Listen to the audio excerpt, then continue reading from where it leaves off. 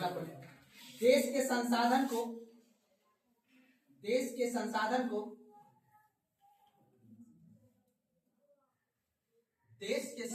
को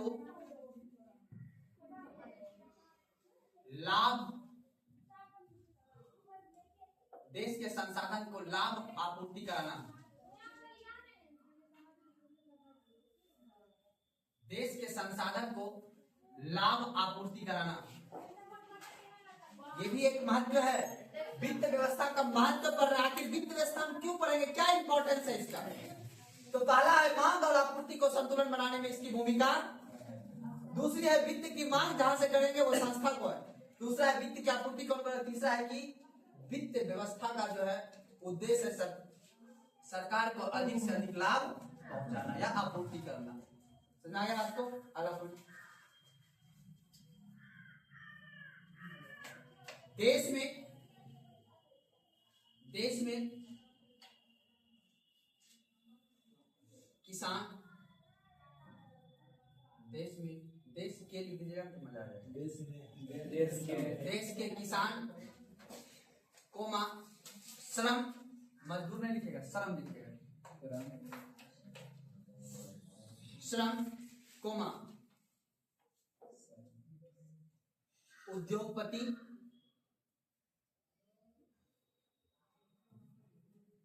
इन सभी को पूंजी की उपलब्धता सुनिश्चित कराना। इन सभी को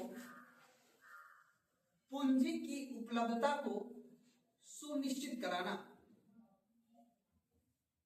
इन सभी को पूंजी की उपलब्धता को सुनिश्चित कराना।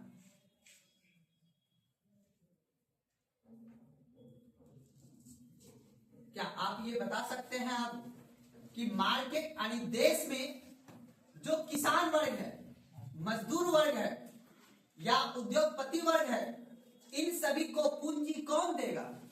सरकार। इसीलिए सरकार जीविका दीदी जो महिला है, याद रखना बिहार और थोड़ा सा याद रखना उड़ीसा, ठीक है ना, और झारखंड के कुछ क्षेत्र में, इन्हीं 3-4 राज्य की जो महिलाएं हैं ना बाबू, वो पीछे है, यानी वो दूसरे पर आश्रित है, आत्मनिर्भर नहीं। आप चले जाओ वेस्ट बंगाल, कर्नाटक, महाराष्ट्र, इन सभी के जो महिला है वो अपने पे इंडिपेंडेंट है, वो दूसरे पे इंडिपेंडेंट। अधिकतर जनसंख्या को काउंट किया जाता है। इसीलिए हमारे बिहार सरकार ने ये टारगेट लिया है कि महिला को, थोड़ा सा हाईलाइटेड करके सरकार ने, कि महिला को उसको हम क्या देंगे? पूंजी उपलब्ध कराएंगे। क्या कराएंगे? जब महिला को पूंजी उपलब्ध हो जाएगा तो ऑटोमेटिक महिला कहीं न कहीं अपना निवेश करके वो धीरे धीरे अपना आय को बेहतर कर सकता है, अपनी इनकम को बढ़ा सकता है। और जब इनकम बढ़ेगा तो ऑलरेडी सब कुछ। इसीलिए हमारा बिहार सरकार ये कोशिश कर रहा है कि यहाँ के जो पुरुष है वो तो अपना किसी न किसी तरह आय अपना बढ़ा ले रहा है, लेकिन महिला उस पुरुष पर क्या आ जाता है? आश्रित हो जाता है। जब आश्रित हो जाती है तो उसके लिए कई कारण हो जाता है। उसका शोषण होने लगता है, उसका बहुत ज्यादा उसका ग्रोथ नहीं हो पाता है, और जिस वजह से हमारी आधी पॉपुलेशन ही वर्किंग है और आधी पॉपुलेशन वर्किंग में नहीं है। जब और अर्थव्यवस्था कहता है कि अगर आपके पास पॉपुलेशन अधिक है तो आप कोशिश कीजिए कि वर्किंग पॉपुलेशन को आप क्या कीजिए? ज्यादा से ज्यादा बढ़ाइए। अब ये बताओ, अगर अपने देश की महिला, अपने बिहार की हर एक महिला जो इच्छुक है, जिसका उम्र लगभग 20 से प्लस है, वो चाहे कि नहीं हम भी काम करेंगे, तो उसके लिए लॉ एंड ऑर्डर को अच्छा करना होगा, उसके लिए पूंजी उपलब्ध कराना होगा, उसके लिए वित्त व्यवस्था बेहतर बनाना होगा, तब ना बाबू वर्किंग पॉपुलेशन अपने यहाँ बढ़ेगा। और जब वर्किंग पॉपुलेशन बढ़ेगा मतलब काम करने वाला व्यक्ति की संख्या बढ़ेगा, तो ऑटोमेटिक अपने बिहार की जीडीपी क्या हो जाएगा? बढ़ जाएगा। फिर हमें कोई आंख दिखाने का प्रयास नहीं करेगा। अभी हमें जाके दूसरे राज्य में ये नहीं सुनने पड़ेगा अबे बिहारी है ना, या इडियट बिहारी, सुना बात को ना, ये सुनने को कोई दिक्कत यहाँ पे समझ। इसलिए वर्किंग पॉपुलेशन को सरकार बढ़ाने का प्रयास कर रही है, आपको पूंजी उपलब्ध कराने का प्रयास कर रही है। आप देखोगे सरकार ने वादा लिया कि हर किसी महिला को हम 2-2 लाख रुपए देंगे, जिससे ये हुआ पूंजी उपलब्ध कराने की सुनिश्चितता कराने।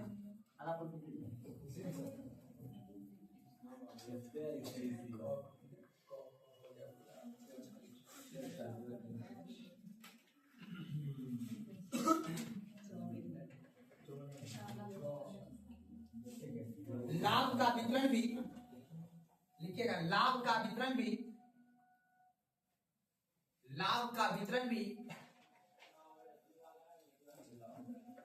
लाभ का वितरण भी वित्त व्यवस्था के माध्यम से होता है।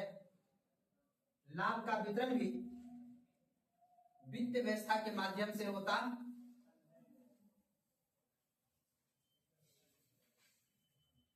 है।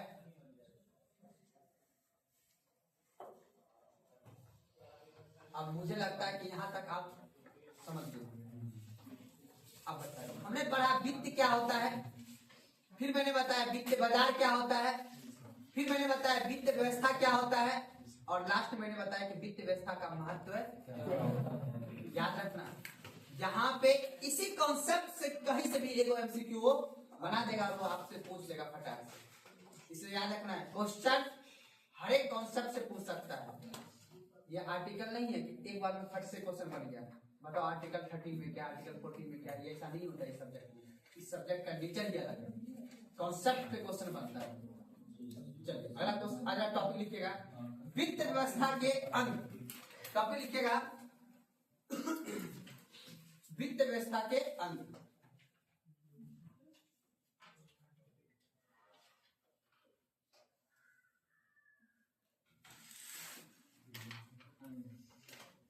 वित्त व्यवस्था के अंग।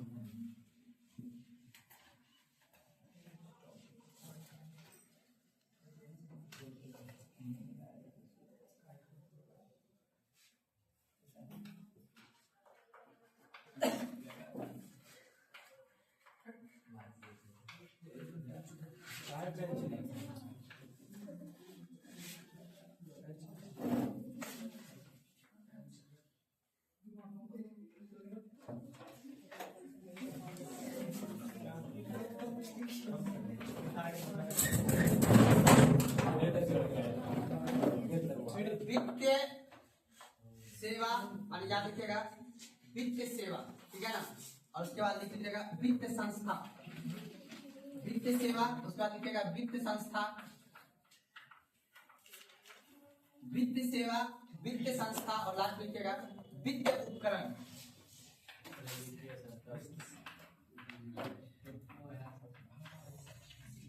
और पहला टॉपिक लीजिएगा वित्त सेवा।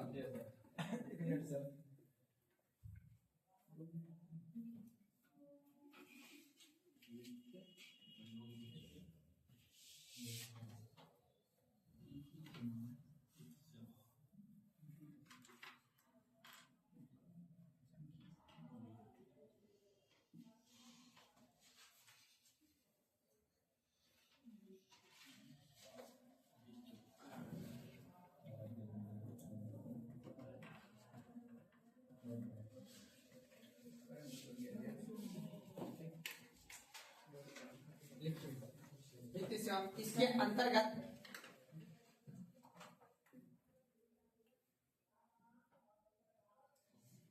बैंकिंग सेवा, इसके अंतर्गत बैंकिंग सेवा,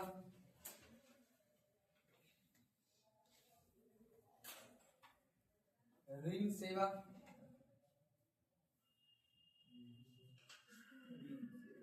बैंकिंग सेवा, कोमा ऋण सेवा, पेंशन की सेवा, पेंशन की सेवा,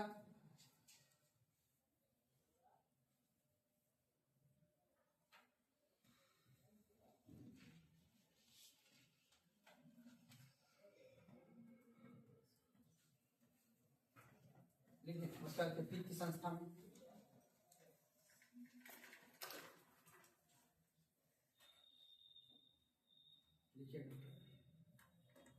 LIC,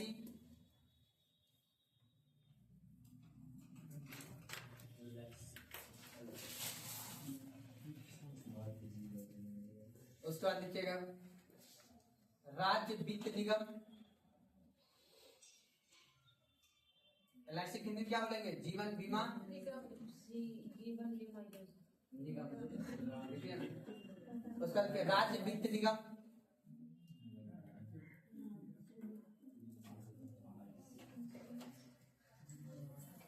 उसका लिखिए सार्वजनिक एवं निजी बैंक।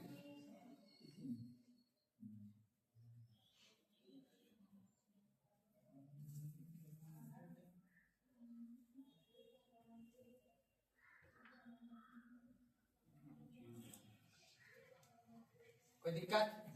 और तीसरा लिखिए वित्त उपकरण।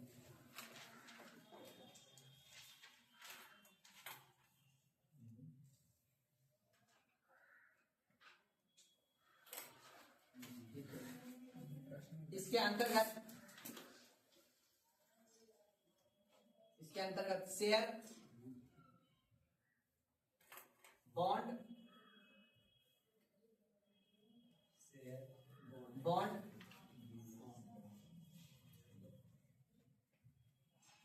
ये सभी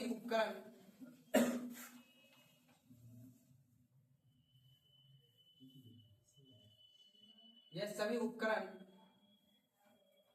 कानूनी दस्तावेज है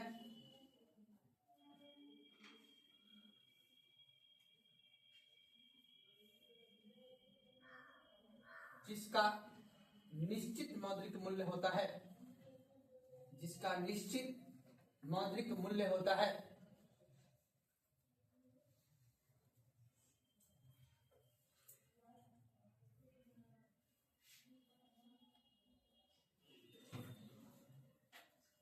लिख लेना। अब देखिए बताइए, वित्त सेवा कौन देगा आपको बाबू? वित्त संस्था। तो रात को ना, जैसे आपको ऋण उपलब्ध कौन कराएगा? बैंक। सुना बात को ना, याद रखिएगा। उसके बाद ये बताइए, बीमा उपलब्ध जो है यानी आपका जो इंश्योरेंस होगा वो कौन कराएगा? बीमा कंपनी कराएगा। एक तरफ जो सेवा आपको मिलेगा वो कहां से मिलेगा? वित्त संस्था से। बाकी वित्त उपकरण में होता है जहाँ पे शेयर, बॉन्ड वगैरह एक सरकारी दस्तावेज दिया जाएगा जिससे लिखिए क्या होता है? पैसा का आदान प्रदान होता है। अगला टॉपिक लिखिए, संसाधन के आधार पर वित्तीय बाजार दो प्रकार के होते हैं। टॉपिक लिखिएगा, संसाधन के आधार पर वित्तीय बाजार दो प्रकार के होते हैं।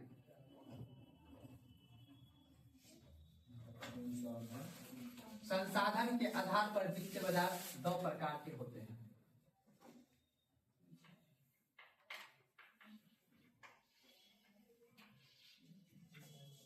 एक तरफ लिखिएगा मनी मार्केट,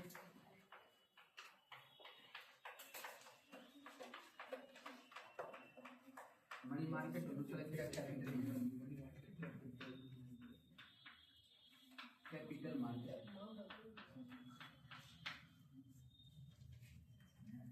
लिखिएगा मुद्रा बाजार और दूसरा लिखिएगा पूंजी बाजार।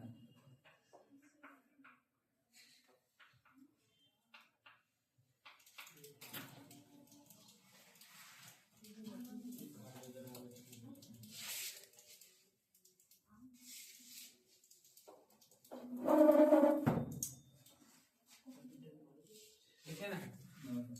मुद्रा बाजार और पूंजी बाजार देखिए, कैसे लिखेगा यहाँ पे? वैसा बाजार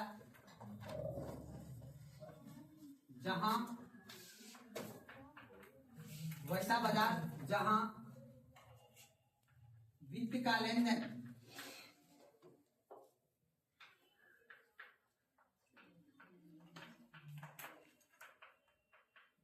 अल्पकालीन ब्रैकेट में शॉर्ट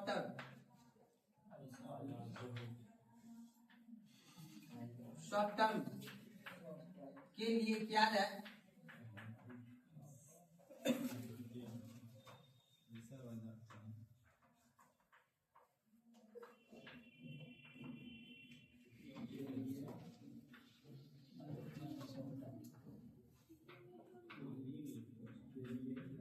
वैसा बाजार जहाँ वित्त का लेन देन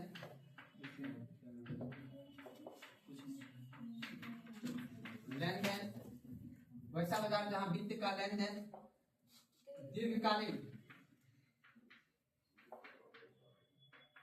दीर्घकालीन रूप में ब्रैकेट में लॉन्ग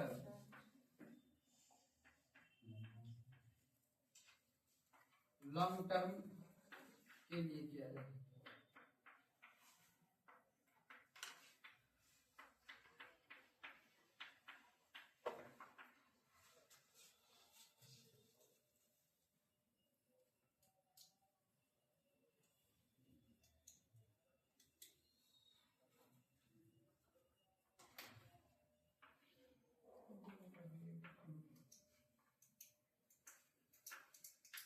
यह दोनों मिलकर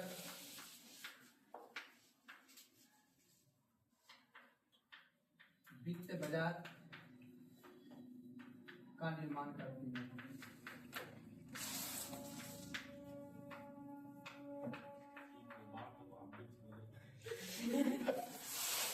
क्या हुआ? जगह कहाँ बचा बीच में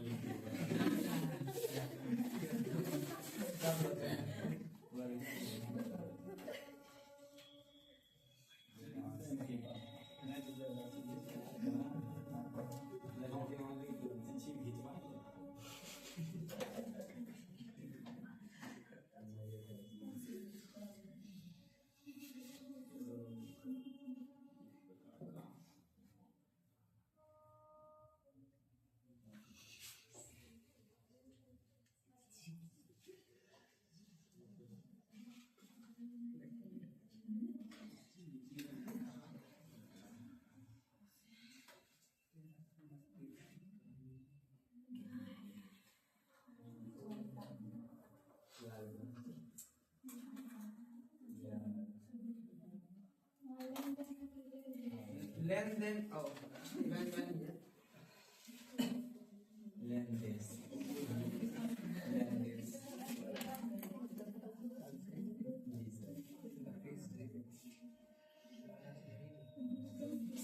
अब वो मेन टॉपिक स्टार्ट, जिसका नाम है मनी मार्केट।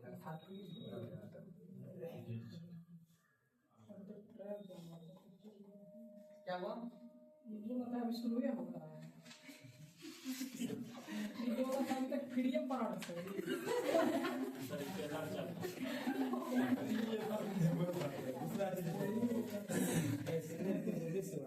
अगर ये हमको पता चल जाए कि यही क्वेश्चन पूछेगा, फिर इतना टाइम पढ़ने का क्या मतलब? सर कहीं से भी बन सकता है, कोई गारंटी। और याद रखना बाबू, मैगी तुरंत बनता है और बाकी चीज को बनने में टाइम लगता है।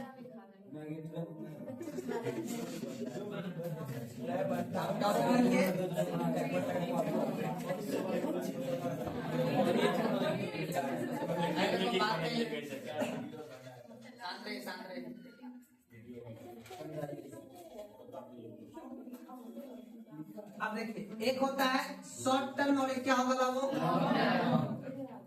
शॉर्ट टर्म होता है एक वित्तीय वर्ष के अंतर्गत। कितना होता है बाबू? एक वित्तीय वर्ष, अर्थात एक वित्तीय वर्ष के अंतर्गत जो भी पैसा का लेन देन होगा वो कौन टर्म में होगा? और जिस किसी में एक वित्तीय वर्ष से अधिक होता है उसे क्या बोलेंगे? एक वित्तीय वर्ष पता है ना? 1 अप्रैल से 31 मार्च, एक वित्तीय वर्ष। अब मान लो कोई पैसा आपसे 2 साल के लिए लेगा, कोई बैंक से आपने कितने दिन के लिए? 2 साल के लिए, तो वो कौन सा होगा? Long term. लेकिन वहां पे भी यहाँ पे भी बहुत का अंतर है, वो आगे चल के समझेंगे। टॉपिक लिख अगला बड़ा सा हैंडल बना के मनी मार्केट मुद्रा क्या बोला? राज्य वित्त निगम। कभी आपने देखा है कि आपको राज्य सरकार पैसा देती है? आप अभी मैट्रिक पास कीजिएगा, आपको पैसा कौन देगा? क्यों देगा सरकार? ताकि आप इंटर पढ़ सके।